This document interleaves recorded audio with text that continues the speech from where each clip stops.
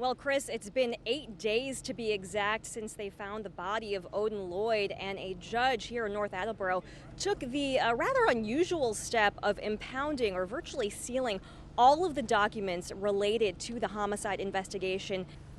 As you mentioned, about 15 minutes ago, we had about 4 unmarked cop cars as well as 1 police cruiser pull up to his North Attleboro home right behind me. They went straight to the front door. Aaron Hernandez let them in the front door. 10 to 12 police officers, a few detectives as well. Hernandez was wearing a white t-shirt, red shorts, sneakers. They took him away from the home, and as we have been reporting all along, it was not a surrender situation where he went to a courtroom and turned himself in. It was the police that came to his house and arrested him. John, at about 8:30, this is 10 minutes before the plainclothes detectives and the police officers showed up. I think most crews here, most journalists were expecting a fairly routine day. You know, over the last 9 days, 7 of those days, the police have had some sort of presence, either in the house or around the house. But certainly after the clerk here at the Attleboro District Court had made the decision to essentially seal all the documents related to the investigation, there was no expectation that the arrest would happen this quickly. Hernandez is expected to be arraigned in a Fall River Superior Court in the coming weeks. The continuation of Thursday's probable cause hearing is rescheduled for Friday, August 30th. In Attleboro, Massachusetts, I'm Michelle Steele, ESPN. His defense team says they are confident that Hernandez will be exonerated and they'll ask for bail at a later date. For his part, Hernandez returns to his jail cell tonight and awaits an eventual trial.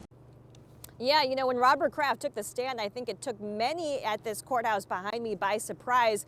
Many expected that he would not be testifying just because he was a little bit more removed from the situation than Bill Belichick was. We already know that Belichick exchanged several text messages with Aaron Hernandez in the days following the Odin Lloyd murder. But as it stands right now, Prim, I am not expecting Bill Belichick to take the stand.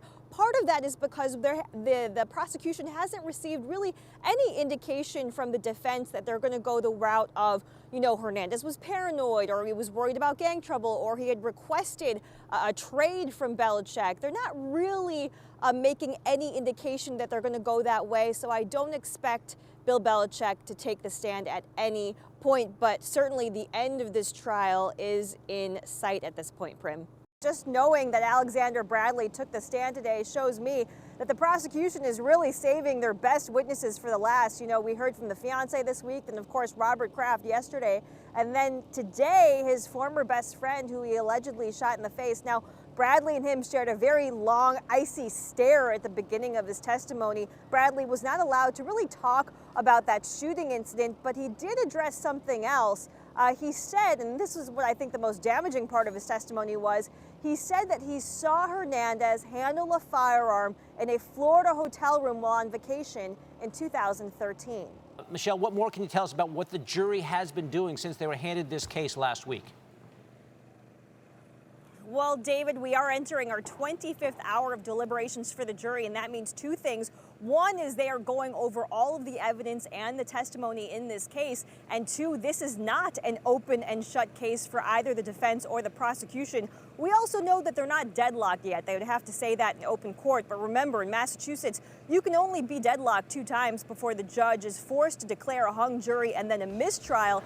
David, another thing I should mention that happened today, clearly the stress of this case is getting to some of the jurors because they asked for and were granted smoke breaks by the judge. After 7 days of deliberations, the reporters who have been covering this trial really from the beginning didn't know what to expect when the court officer approached us soon after 10 o'clock this morning and said, "We have a verdict." As you can imagine, it was an absolutely tension-filled courtroom, and tears immediately, tears of distress from Shayana Jenkins, his fiance, and tears, quite frankly, of relief and probably closure from the family of the victim, Odin Lloyd. Now, as for Hernandez himself, at one point, Wendy, his attorney actually put his hand on his shoulder and sort of pushed him down after that first-degree murder conviction was read, trying to tell him, you know what, you're going to probably want to sit for the rest of this. I spoke with the lead prosecutor, Bill McCauley, on this case after the the sentencing, and I asked him, what impact did it have on his case that Aaron Hernandez wasn't just a New England Patriot, but he was a superstar in this team. He was a guy who caught touchdowns from Tom Brady. Here's what he said. This case was not about the Patriot player. This was just about a murder occurring, a brutal, senseless murder, and that this defendant, Aaron Hernandez, should be treated like anyone else. And we impaneled a jury and asked those questions. Can you treat him as like any other citizen? And I was really grateful that I didn't think that really played into the case. He also went on to say, in this case, the system worked. Now, I should mention here, Wendy, that the jurors, after the verdict was read, had a press conference, and they said half of them were actually Patriots fans. They also mentioned that Patriots owner Robert Kraft's testimony was very compelling. Remember, that was a testimony where he said that our prosecutors hoped to show that Hernandez was lying to his employer just a few days after the murder. Now, I'm told that Hernandez awaits his transfer to a correctional facility, a prison in Walpole, just a mile and a half, Wendy, from Gillette Stadium. I don't know if he'll be able to hear the cheers, but as his van left the courtroom today, there were jeers and there was heckling in the streets. Things could not be more different for Aaron Hernandez than they were 2 years ago, Wendy.